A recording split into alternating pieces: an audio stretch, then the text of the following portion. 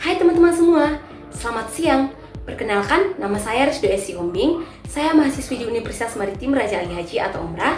Saya kelas Q1 dengan NIM 240301069. Nah, kali ini saya akan menjelaskan tentang analisis teks wacana atau teks berita menggunakan perspektif analisis wacana kritis atau AWK. Adapun judul wacana atau artikel berita yang saya analisis yaitu bahaya self-diagnose bikin anak muda kerap abaikan resep. Selamat menyaksikan. Adapun isi dari artikel berita tersebut yaitu kebiasaan mendebak-debak penyakit sendiri atau yang sering disebut dengan self-diagnose tanpa bertanya ke dokter profesional. Sekarang sudah menjadi tren baru yang cukup berbahaya di kalangan anak muda, terutama yang tinggal di kota-kota besar atau kawasan urban. Menurut survei terbaru dari Lembaga Riset Kesehatan, faktanya ada sekitar 6 dari 10 anak muda di perkotaan metropolitan yang ternyata punya kebiasaan ini. Jadi, setiap kali mereka pertama kali merasakan badan tidak enak, seperti asam lambung naik, dada terasa nyeri atau sesak napas, mereka tidak langsung pergi ke klinik atau rumah sakit, melainkan langsung membuka HP untuk mencari tahu nama penyakit mereka lewat Google atau bantuan kecerdasan buatan atau AI seperti ChatGPT. Parahnya lagi, informasi kesehatan yang mereka baca di internet itu sering kali dijadikan modal atau senjata untuk berdebat dan menguji omongan dokter saat mereka sedang berkonsultasi di ruang periksa. Menurut Ketua Peneliti, Dr. Rewegi Basrowi, dampak paling berbahaya dari fenomena ini adalah rusaknya tingkat kepatuhan pasien. Anak muda zaman sekarang jadi terlalu skeptis dan kurang percaya pada dokter, sehingga mereka seringkali meragukan, malas menulis obat, bahkan sengaja mengabaikan resep serta nasihat medis resmi yang sudah diberikan oleh ahlinya. Tindakan sok tahu ini tentu sangat berbahaya karena bisa membuat penyakit mereka makin parah, memicu salah obat hingga mengancam keselamatan nyawa mereka sendiri. Nah, selanjutnya kita akan menganalisis teks artikel berita menggunakan perspektif analisis wacana kritis atau AWK. Nah, adapun analisis yang pertama yaitu A. Analisis ideologi. 1. Nilai atau pandangan apa yang ingin dibangun oleh teks? Teks ini ingin membangun pandangan bahwa otoritas medis kedokteran bersifat mutlak dan tidak boleh dipertanyakan. Nilai yang ditonjolkan adalah kepatuhan penuh pasien terhadap institusi kesehatan formal, sementara inisiatif digital masyarakat dalam mencari tahu gejala penyakit secara mandiri diposisikan sebagai tindakan keliru yang membahayakan. Kedua yaitu pilihan kata apa yang menunjukkan keberpihakan tertentu.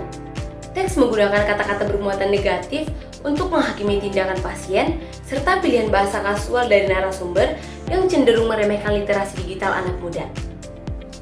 Kutipan judul, penggunaan kata bahaya dan abaikan secara langsung mengarahkan pembaca untuk menyalahkan perilaku anak muda.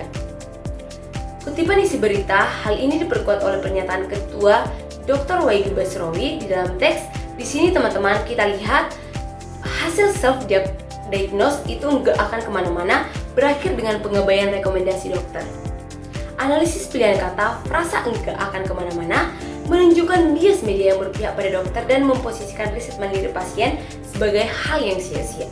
Yang ketiga yaitu, apakah terdapat asumsi atau prasangka tertentu dalam teks? Ya, terdapat prasangka bahwa anak muda urban atau di perkotaan bersikeras kepala atau merasa lebih pintar setelah membaca internet. Teks berasumsi bahwa penolakan terhadap resep dokter murni lahir dari ego digital generasi muda.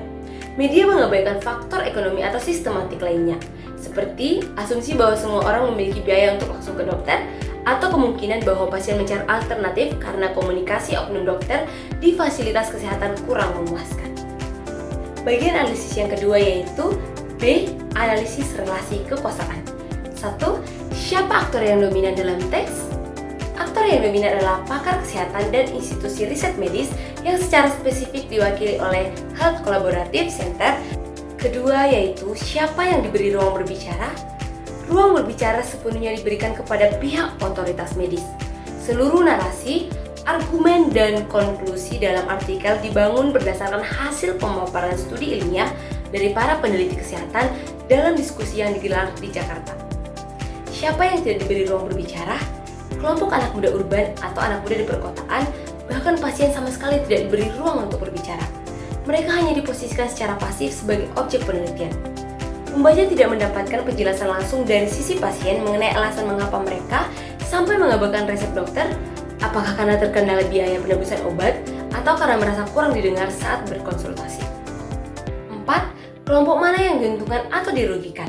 Kelompok yang diuntungkan yaitu komunitas dokter dan industri pelayanan medis formal karena posisi tawar, reputasi, dan otoritas profesional mereka diperkuat kembali di mata masyarakat. Kelompok yang dirugikan yaitu generasi muda dan pasien kritis karena mereka dicap sebagai kelompok pembangkang medis yang tidak rasional. Analisis bagian yang ketiga yaitu C. Pendapat saya. 1. Apakah teks tersebut objektif? Teks ini cenderung tidak objektif atau satu arah. Meskipun bersandar pada data riset ilmiah resmi, pembingkaian beritanya bersifat menghakimi. Artikel yang objektif seharusnya menerapkan prinsip atau cover both sides dengan menyandingkan data kuantitatif peneliti bersama wawancara langsung dari perwakilan anak muda agar akar permasalahannya terlihat secara adil dan jelas. Yang kedua, apa dampaknya terhadap masyarakat? Dampak positifnya yaitu menjadi pengingat yang baik agar masyarakat tidak sembarangan membeli obat-obatan keras secara mandiri di apotek digital hanya berdasarkan analisis internet. Dampak negatifnya, memperlebar jarak psikologis antara dokter dan pasien. Pasien generasi muda mungkin menjadi takut untuk berdiskusi secara terbuka mengenai informasi kesehatan yang mereka temukan di internet karena khawatir dicap menjadi orang yang sok tahu oleh dokternya. Ketiga, bagaimana seharusnya media menjadikan isu tersebut? Kompas.com seharusnya menggunakan pendekatan yang edukatif dan solutif, bukan sekedar menghakimi. Media sebaiknya mengedukasi masyarakat tentang batasan penggunaan internet atau AI sebagai alat penapisan awal, yang catatannya dapat dibawa untuk didiskusikan secara sehat dengan dokter. Bukan untuk mendebat secara buta, media juga perlu menyuarakan pentingnya dokter di Indonesia untuk lebih komunikatif agar pasien merasa nyaman tanpa melakukan diagnosis mandiri yang berisiko. Kesimpulan dari analisis saya yaitu, berdasarkan analisis, artikel tersebut lebih banyak menampilkan sudut pandang otoritas medis dan institusi riset. Sementara, suara pasien, khususnya generasi muda, tidak dihadirkan. Akibatnya, pemberitaan cenderung bersifat satu arah dan belum sepenuhnya memenuhi prinsip keberimbangan. Meskipun artikel memberikan edukasi mengenai bahaya self-diagnosis dan pentingnya mengikuti anjuran dokter, media juga seharusnya memberikan ruang bagi pengalaman serta alasan pasien agar masyarakat memperoleh pemahaman yang lebih utuh. Dengan penyajian yang lebih seimbang, edukatif, dan solutif, media dapat membantu membangun hubungan yang lebih baik antara dokter dan pasien serta mendorong penggunaan informasi kesehatan dari internet secara bijak. Sekian hasil analisis yang bisa saya sampaikan.